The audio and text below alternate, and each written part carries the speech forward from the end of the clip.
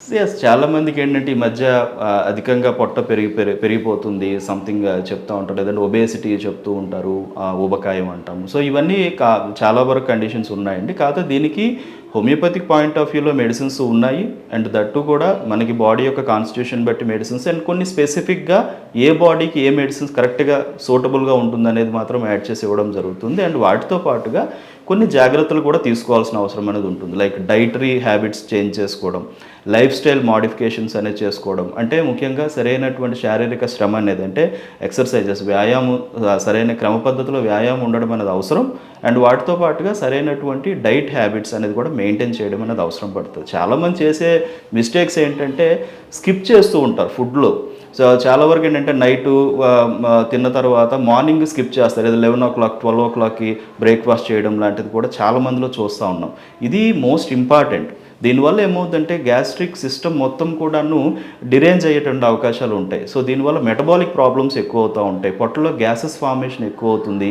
Acid secretions ఎక్కువ అవుతూ ఉంటాయి. దాన్ని న్యూట్రలైజ్ చేసే అవకాశం మనకి ఆ టైంకి మనం ఏది ఇంటర్నల్గా మనం ఇంటేక్ తీసుకోకపోతే సో ఆబ్వియస్లీ లోపల గ్యాసెస్ ఫామ్ అవుతా పొట్ట ఉబ్బరం లాంటిది పెరుగుతా ఈ ఎక్కువ ఫ్యాటీ అక్యుములేషన్స్ కూడా జరుగుతూ ఉంటాయి. అండ్ మోర్ ఓవర్ ఎక్కువ శాతం స్ట్రెస్ ఫ్యాక్టర్ కూడా చాలా ఇంపార్టెంట్ అవుతుందండి. సో స్ట్రెస్ లెవెల్స్ అనేవి ఎవరికైతే ఎక్కువగా ఉంటాయో వాళ్ళల్లో ఎయిదర్ హార్మోనల్ ఇంబ్యాలెన్స్కి లీడ్ చేసి ఒబేసిటీ రావడం కానీ, లేదు అంటే గ్యాస్ట్రిక్ రిలేటెడ్ ప్రాబ్లమ్స్ పెరుగుతూ ఒబేసిటీ రావడం కానీ జరుగుతుంది.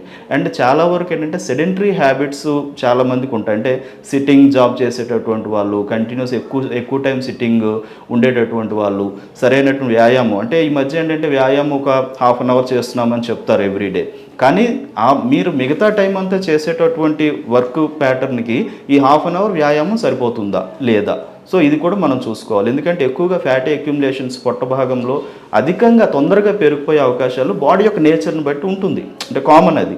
సో దానిని మనం ఏంటంటే డైటరీ హ్యాబిట్స్ టైమింగ్స్ మెయింటైన్ చేయాలి. తినే ఫుడ్లో ఎక్కువ శాతం ఫైబర్ ఉండేలాగా చూసుకోవాలి. అధికంగా కార్బోహైడ్రేట్స్ లేకుండా చూసుకోవాలి. ఎక్కువ ప్రోటీన్ అండ్ కొంతవరకు ఫ్యాట్స్ యాడ్ చేసుకోవడం చేయాలి. సో ఈ విధమైన పద్ధతి పాటించి రెగ్యులర్ వ్యాయామం చేసుకోగలిగితే కనుక ఖచ్చితంగా పొట్ట ఉబ్బరం కానీ లేకపోతే పొట్ట దగ్గర హెవీగా ఫ్యాట్ అక్యుములేషన్స్ కానీ కంట్రోల్ అవుతాయి. తద్వారా పొట్ట నార్మల్ అవుతుంది.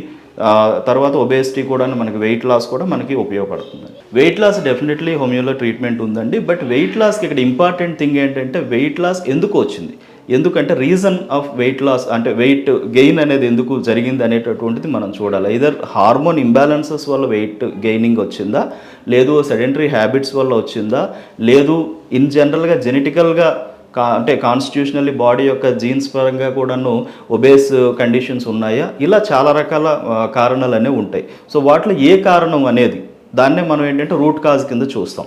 ఆ రూట్ కాజ్ ఏంటి అనేది చూసి ఎదర్ హార్మోన్ ఇంబ్యాలెన్స్ లైక్ అంటే థైరాయిడ్ ప్రాబ్లమ్స్ ఉన్నటువంటి వాళ్ళు వెయిట్ గెయినింగ్ ఉంటుందండి. చాలామందిలో చూస్తూ ఉంటాం మనం హైపోథైరాయిడిజం ముఖ్యంగా.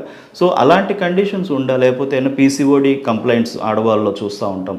మెన్స్ట్రువల్ ఇర్రెగ్యులారిటీస్ ఉంటాయి. వీటిలో హార్మోన్ ఇంబ్యాలెన్సెస్ వల్ల అధికంగా వెయిట్ అనేది పెరిగిపోవడం జరుగుతూ ఉంటుంది. సో ఇలాంటి పరిస్థితులు ఉండేటప్పుడు వాటికి క్యూర్ చేసుకుంటూనే, వాటిని నయం చేసుకుని, వాటిని కరెక్ట్ చేసుకుంటూనే ఈ వెయిట్ లాస్ కూడాను అందులో ప్రక్రియగా చూస్తాం. సో బాడీ యొక్క కాన్స్టిట్యూషనల్గా అసలు రూట్ కాజ్ ఏంటి, ఆ డిసీజ్ ప్యాటర్న్ అన్నిటిని కూడా నార్మలైజ్ చేసుకొని ఈ వెయిట్ కూడాను మనం మెడిసిన్స్ ఇవ్వడం జరుగుతుందండి. సో తద్వారా వెయిట్ లాస్ అనేది డెఫినెట్లీ పాసిబుల్ అండి.